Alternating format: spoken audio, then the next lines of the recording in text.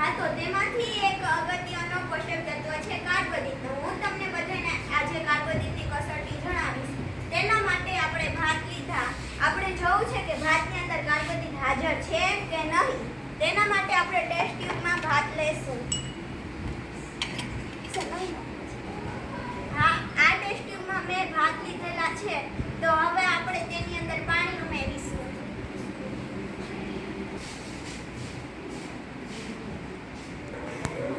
હા, તો મેં ભાતની અંદર પાણી ઉમેર્યું. પછી તેને આપણે મિક્સ કરીશું.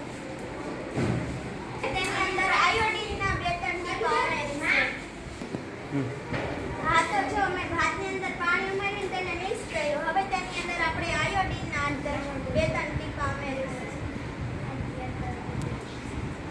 પછી તેને પાછું મિક્સ કરીશું.